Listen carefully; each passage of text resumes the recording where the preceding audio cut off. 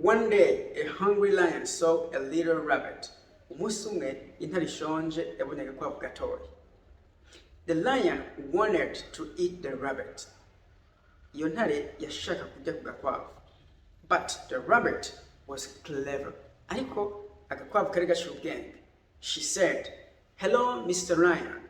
Why are you looking at me like that?" Agakwavu gati, "Mwaramutse ntare, kubera iki uri kurandaba uko?" The story continues in a short while. Today's lesson is about the simple past tense. Tugomba twige umwanya twita simple past mu Icongereza. We're going to learn the form of the simple past and its different uses. Turiga ingene duhadikiriza amavuga muri simple past n'ingene twakoresha umwanya neza. And the story about a lion and a rabbit is going to help us do so. Kandi turifashisha ijya nkuru y'intare n'agakwavu kugira ngo twige uwo mwanya neza. I'm Joachim from Bujumbura English Center. Are you ready? Let's get started. Without further ado, we go straight to the point. The simple past is a term that we use to talk about actions that happened in the past. Simple past ni umwanya dukoresha kugira ngo tuvuge ivyabaye muri kahise.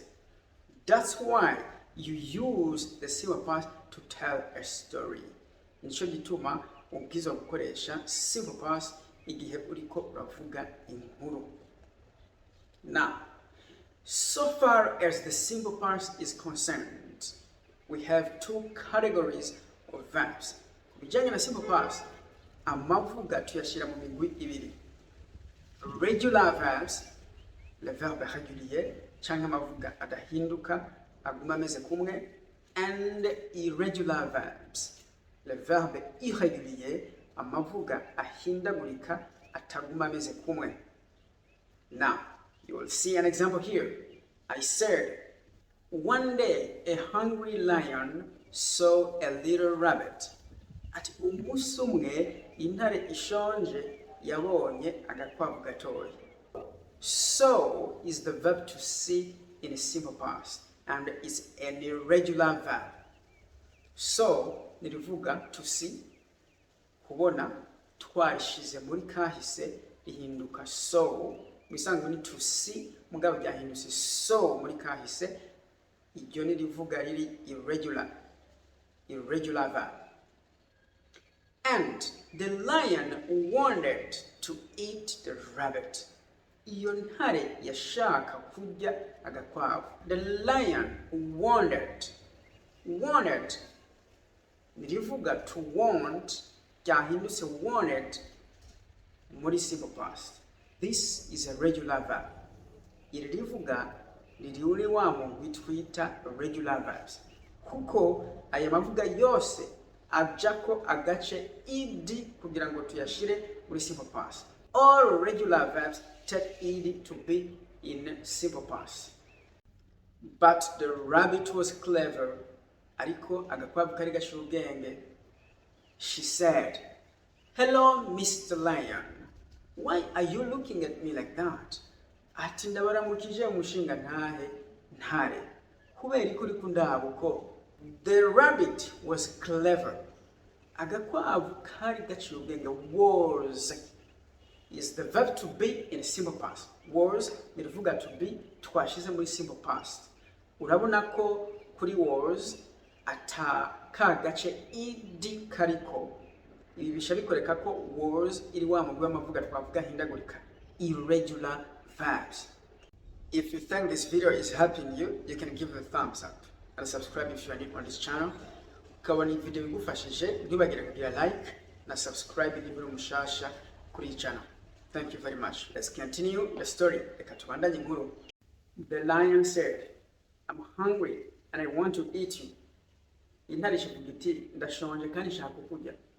The rabbit said, "Okay, wait. Let's play a game. I'll show you a trick."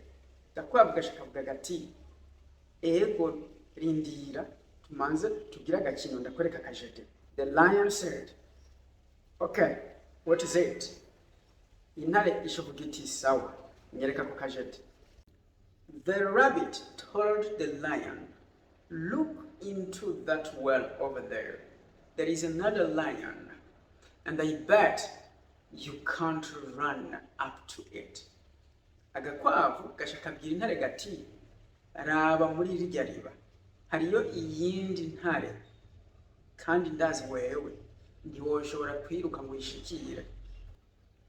The lion looked into the deep well full of water, and the rabbit pushed him, and he fell into the water. Intare yaciye itangura kuraba muri rya riba ryuzuyemo amazi kandi ryari rirerire, agakwavu nako gaca karayisunika ikigwamwo muri rya riba ryuzuye amazi. The lion said, the rabbit said. This is the verb to say in a simple past, which changed into said.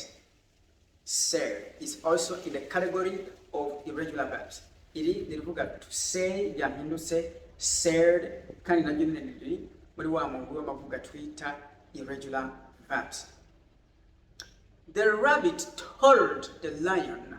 The rabbit told the lion. Told is the simple past of the verb to tell. Told is simple past irivuga to tell. And it is in the category of irregular verbs. Kandi iriri muri wa muntu w'amavuga twavuga ko ari irregular. And the lion looked into the well. Intare yaravye mw'iriba. Looked is the simple past of the verb to look, and it is in the category of regular verbs. You can see that there is ed. Looked ni simple past irivuga to look, kandi urabona ko iriko ed vyerekana ko ari irivuga riri regular verb. The rabbit pushed the lion. The rabbit pushed the lion. Gakwavu kaciye gasunika intare. Pushed is the simple past of the verb to push, and it's a regular verb. And he fell into the water. Icha igwa mu mazi. Fell is the simple past of the verb to fall. Fell ni simple past irivuga to fall, and it's an irregular verb. The story continues. The rabbit laughed and said, "You're not as smart as you think you are." Agakwavu kaciye kitwengera gaca kabwira ya ntare gati ntuciye ubwenge nk'uko vyibaza. From that day on, the rabbit was known as the cleverest animal in the forest. Kuva uwo munsi agakwavu kaciye gafatwa nk'igikoko giciye ubwenge kurusha ibindi mw'ishamba. The rabbit laughed. Agakwavu karitwengeye. Laughed is the simple past of the verb to laugh. Laughed ni simple past irivuga to laugh, and it's a regular verb. Now, let's use the story to learn more things about the simple past. Reka dukoreshe inkuru kugira ngo twige ibindi bintu bijanye na simple past. We said the rabbit was clever. Agakwavu kari gaciye ubwenge. Now, what if they were many rabbits? Twari kuvuga gute iyo ubukwavu bari bwinshi? We would say the rabbits were clever. Dushadukoresha well. Now, we use was for I and he, she, it. In other words, we use was for the first person and the third person of singular. Turakoresha was kuri I, he, she, it. Muyandi majambo dukoresha was ku muvugwa wa mbere n'umuvugwa wa gatatu urudende. But on the other persons, you, we, they, we use well. Ariko ku yindi mivugwa cyangwa ku yandi masije, you, we na they dukoresha well. I hope it's understandable. The lion wanted to eat the rabbit. Intare yashaka kurya agakwavu. How can you put this sentence in negative form? ni gute twoshira iryungane mu mero mpakanyi, ni gute twohakana tukavuga duti intare ntiyashaka kurya agakwavu. Tukavuga duti the lion didn't want to eat the rabbit.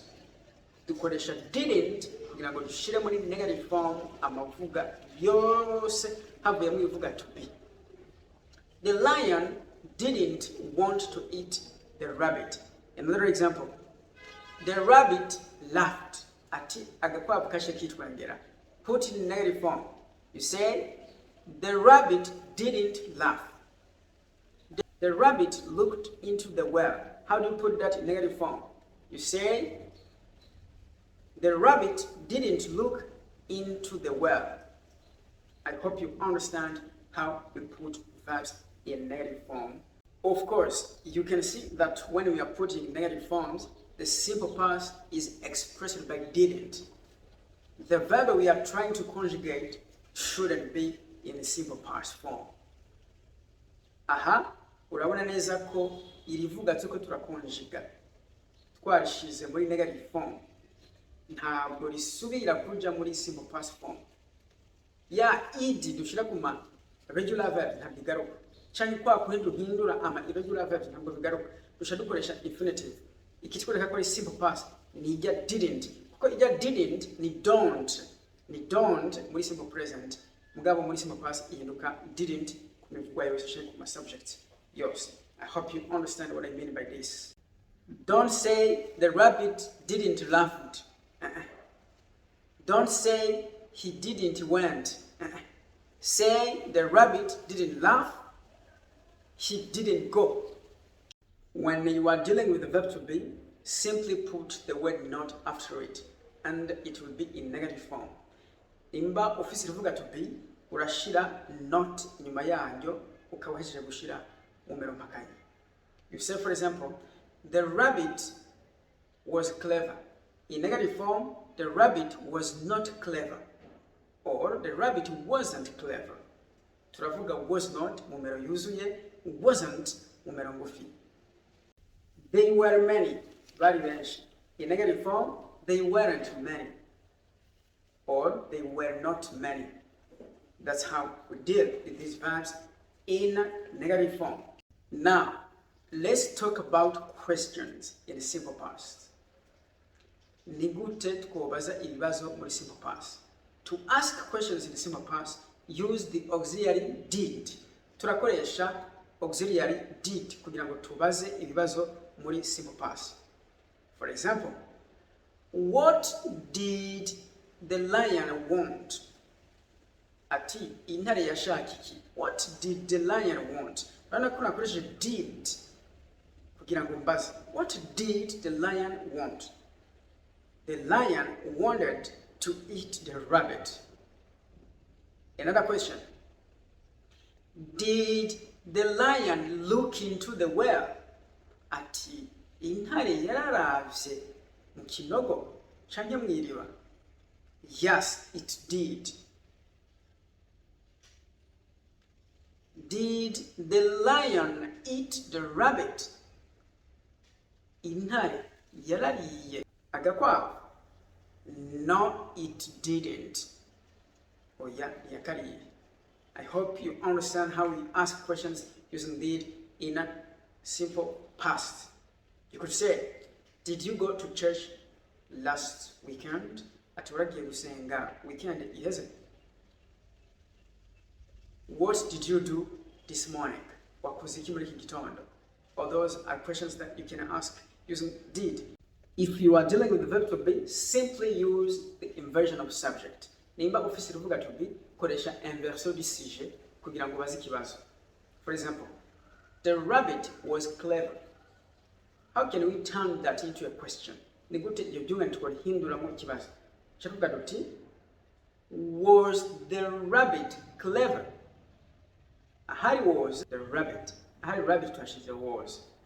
That's what you call inversion of subject. Was the rabbit clever? Now, another sentence. The rabbits were many. Ati ubukwavu bwari bwinshi. How can you turn that into a question? You say, were the rabbits many? Well, the rabbits many. Ati ubukwavu bwari bwinshi. I hope you understand how you can ask questions using the simple past with the verb to be. And another question. Where were you yesterday? Ejo wari hehe? What was that? Kijya shari giki? When were you born? As I said, the simple past is a tense that we use to express actions that happened at a point of time in the past. Simple past no mwanya dukoresha kugira ngo tuvuge ivyabaye muri kahise ku mwanya kanaka uzwi at a point of time in the past. You say, for example, yesterday I went to church. Ati ejo naragiye gusenga, naragiye kuri eglise. I went, the simple past. The action of going happened yesterday. It was yesterday. Ivyo kugenda kuri eglise vyabaye ejo. Birazwi neza ko ari ejo muri kahise. I graduated from university in 2017. Ati naronse diplome ya kaminuza mu 2017. We also use the simple past for repeated actions in the past. Turakoresha kandi simple past kugira ngo tuvuge ibintu vyisubirije muri kahise. You say, for example, last year I went to Tanzania twice. Umwaka uheze nagiye muri Tanzania kabiri. I went to Tanzania twice. We are talking about the number of times something happened in the past. It was last year. Hari umwaka uheze. Tiko turavuga inshuro ico kintu cabaye muri kahise. Turakoresha simple past. And you can also use the simple past to talk about a state in the past. Turashobora kandi gukoresha simple past kugira ngo tuvuge uko ibintu byari byifashe bidahinduka muri past. For example, last year he was ill for 2 months. Mu mwaka uheze yaragwaye amezi abiri. It's something that happened in the past. Ibintu byabaye mu mwaka uheze. Mwaka ari muri kahise. So anytime you use the simple past, you have to make sure that the action is simply about the past and there is no connection about the present. Igihe cyose ukoresha simple past, ugomba kuba uzi neza ko uravuga ibintu vyabaye muri kahise atasano bifitaniye na kubu. I hope you've learned many different things in this video, and I hope you enjoyed watching. Thank you very much for your attention. Until next time, bye-bye.